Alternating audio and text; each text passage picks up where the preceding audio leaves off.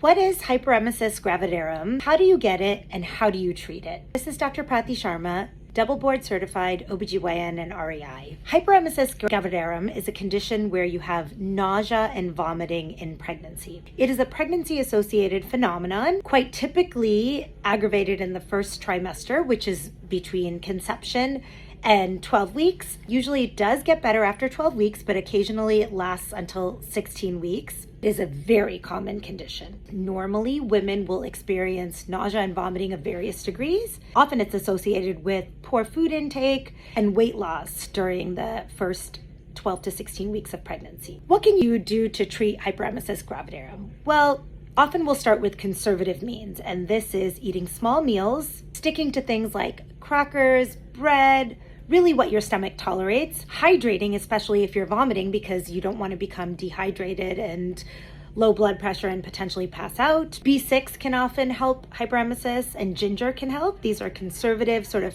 first line treatments. If the hyperemesis does get worse, there is medical management with pharmacologic therapy. Usually we start with a medication called diclectin, and it's a pill that's overall safe in pregnancy. And usually patients will start by taking it as needed. And then if things get worse, they will just take it continuously throughout the day to prevent nausea and vomiting symptoms. If diclectin as our first line agent doesn't work, then we can move to second line agents like Reglan or Zofran. Sometimes what I do in patients who have severe hyperemesis, where they're significantly dehydrated and not able to keep anything down, rather than send them to the hospital where they could be potentially admitted, I will have them come into our fertility clinic and get periodic IV fluids with IV anti-nausea medications.